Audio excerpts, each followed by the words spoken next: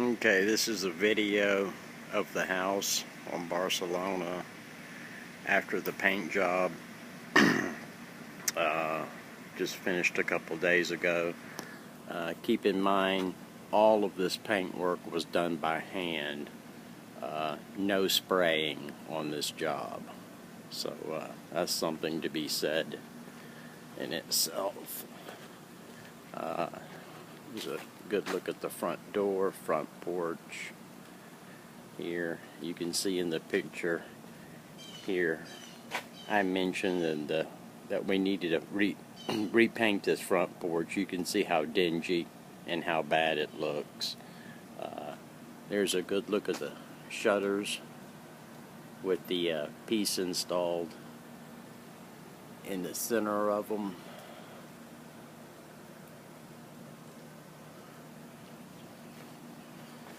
There's a look at the garage. I took a look on the inside, and what I can do is move that wire from the inside up one board, and then we can just raise that light up. So we won't need to replace the light, and it won't be an issue. It should sit perfectly once I move it up.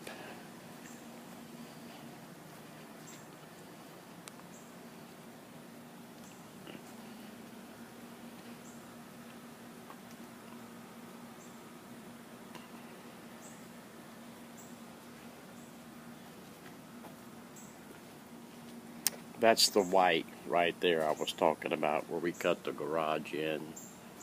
Right there.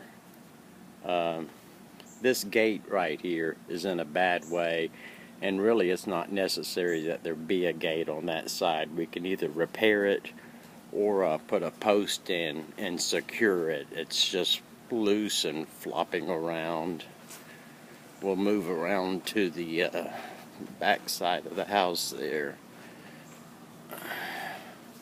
There is the medallion with the S on it that was on the front of the house that Jill wanted removed in a bad way, and it is gone. Here's a look at the north side of the house. That's where the repair was done, right there. You can see this all looks pretty good. I just can't say enough about the guys I had helping me on this job over here, especially on that garage side. Just did outstanding work. That was in such bad shape. I'll be showing some pictures of it in a moment. You can see the light has been removed, the wire removed that was up there. This window here, we kind of had to do a little trick with. We taped off the top and made it appear as though there's a frame across the top of it, and painted it so it looks like it has a complete window frame around it. Here's the electrical wire right here that ran up to that mercury vapor light. Instead of running a conduit all the way around to the back porch over here, I think what we ought to do is at least put a weatherproof GFI protected outlet somewhere in that vicinity. One of my pet peeves is when you do come over to work on one of these houses, there's no power outside, and you end up having to bother the tenant or the resident to get inside to get power. Here's a look at the garage. The back of the house. The back of the rear bathroom. This was all peeled up really bad, as you know. There's a good shot down the side right there. That was all in really bad shape, and looks much better. Here's a look at the top up there.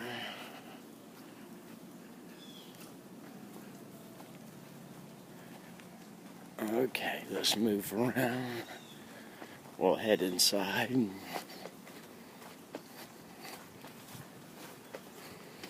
Some debris there that we'll get up and get out of here. Hey, see this front porch? This just looks pretty ratty. Here's a look at the front door from the inside.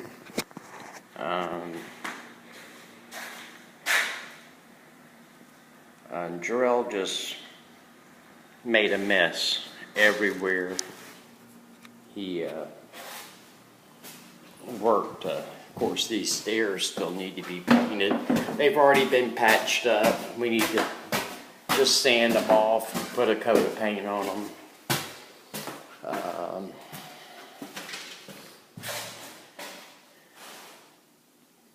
It's just the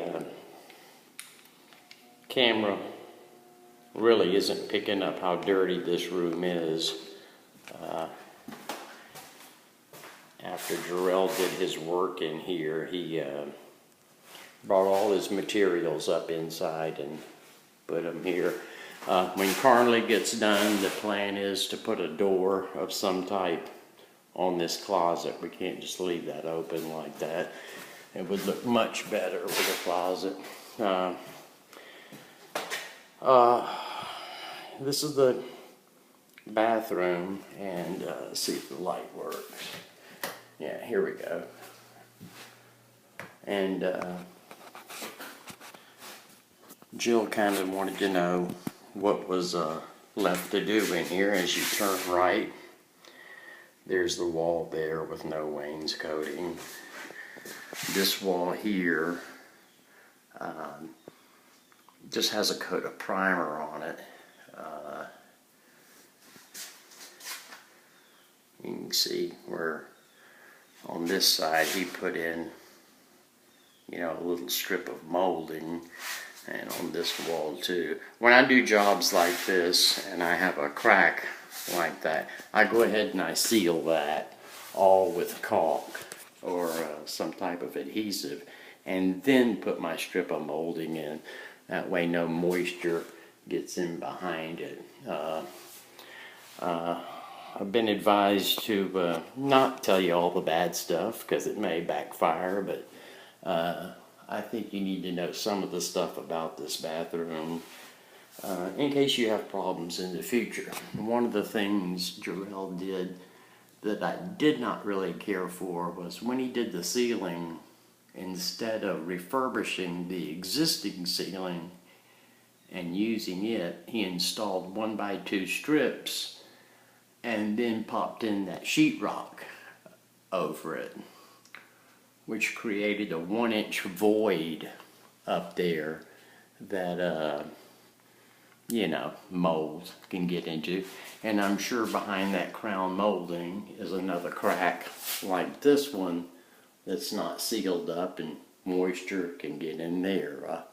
Anytime you have a void up there in an environment that's going to have a lot of moisture in it, there's going to be a problem.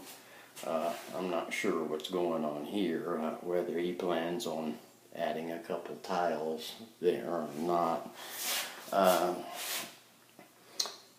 None of this flooring was reinforced. The average shower weighs about just under 1 ton, so that's a lot of weight in here to be sitting on. Basically, this is sitting on two 2x6s. And the drain is off to the left, and usually the drain should be in the center of the shower. I sent Todd a picture earlier, and this left side of the shower, where my foot is level. So water will sit there.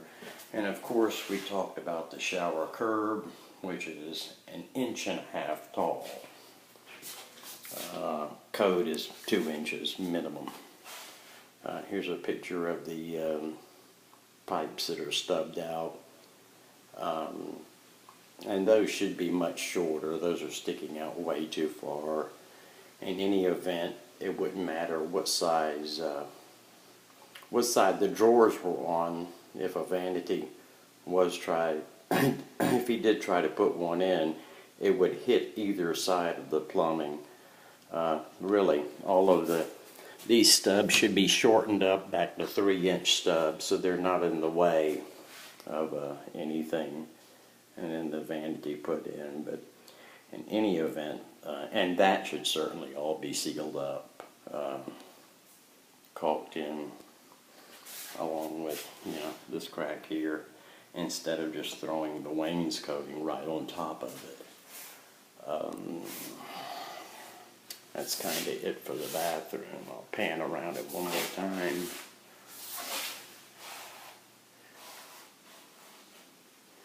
There's also a spot on the ceiling up here, right there, that was patched and never painted. It still needs to be painted. And of course, where the door was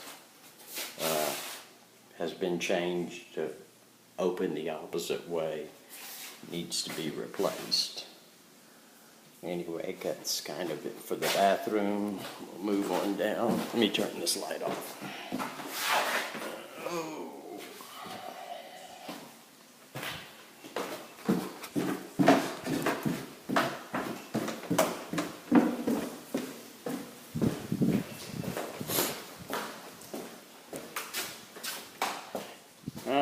There's the wainscoting that is left, and the trim that is left here on the job.